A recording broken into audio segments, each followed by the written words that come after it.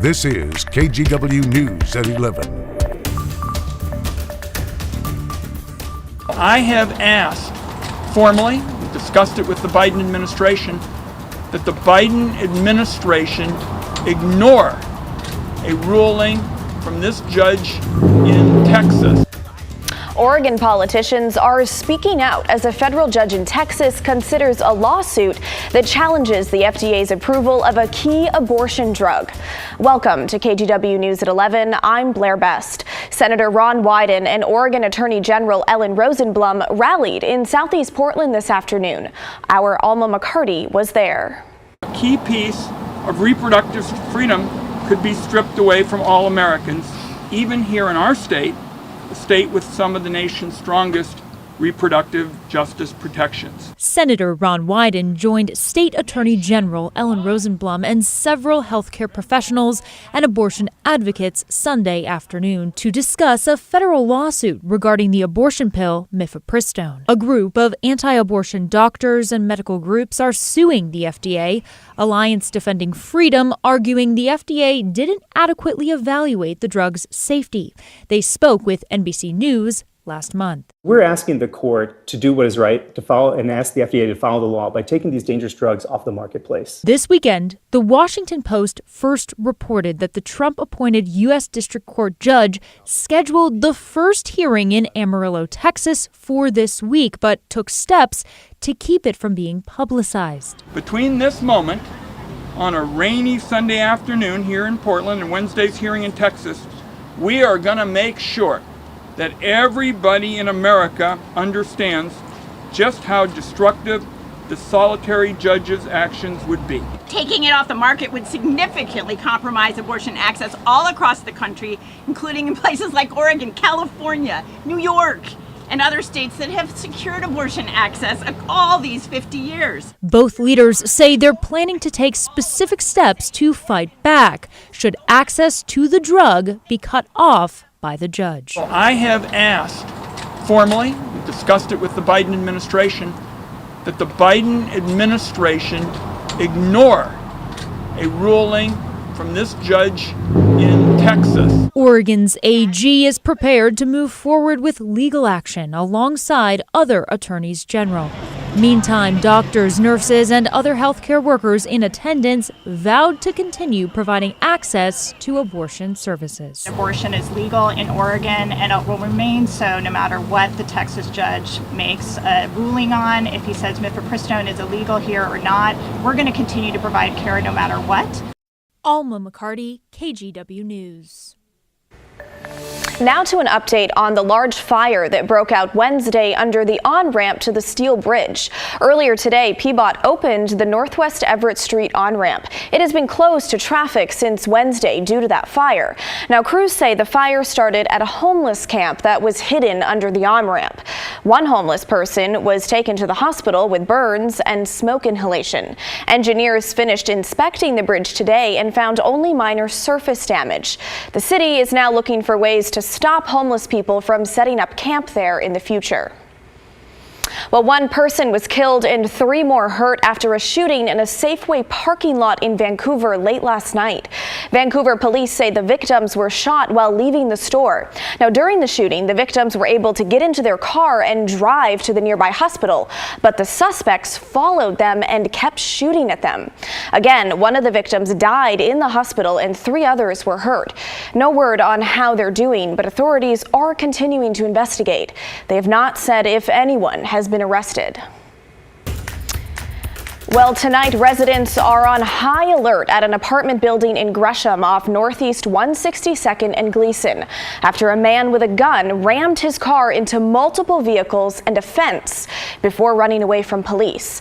Now, according to Gresham PD, that man is still on the loose. Let's bring in Daisy Caballero, who has been following this story. And Daisy, you talked with neighbors tonight. Yeah, I absolutely did, Blair. Neighbors tell me they no longer feel safe in the place they call home, saying crime has progressively gotten worse in the last few years.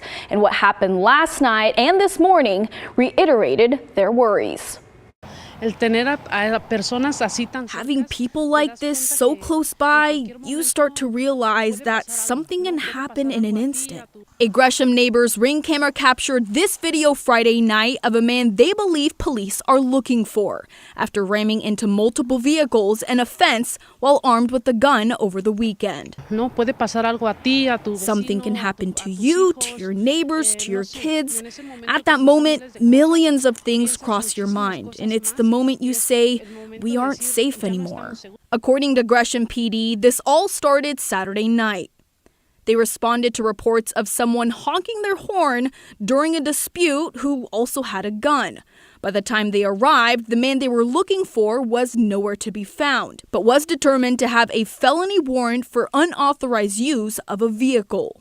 It's the first time we see someone with a gun that we know of, but other people have parked here before.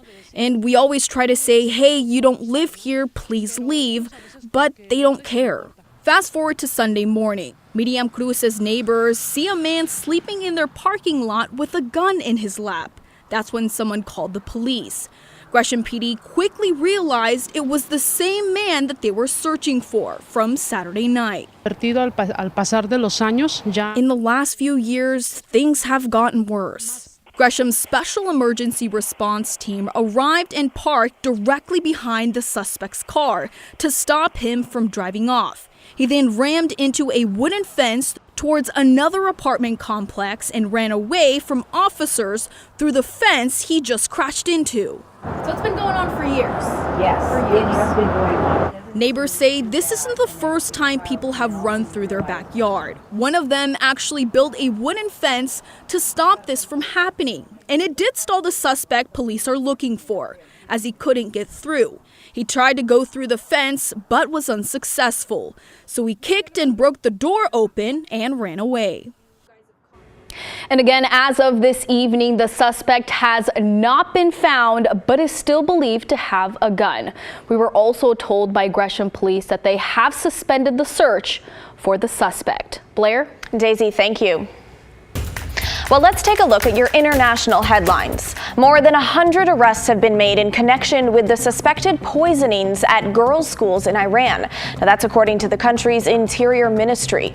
More than 1,000 girls have suffered poisoning symptoms since November.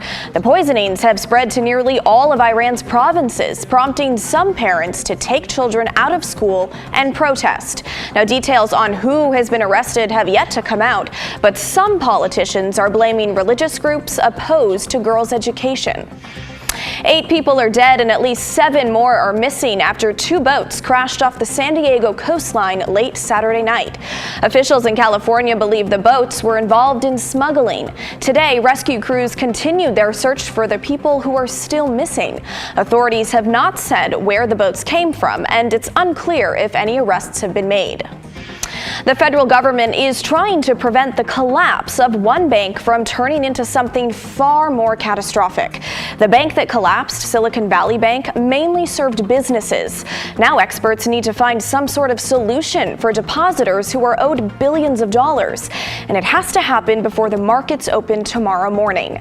NBC's George Solis reports. Tonight, the federal government working to calm fears in the wake of Silicon Valley Bank's historic failure. Well, lawmakers are working through a number of possible solutions to avoid a banking crisis before the start of business tomorrow morning.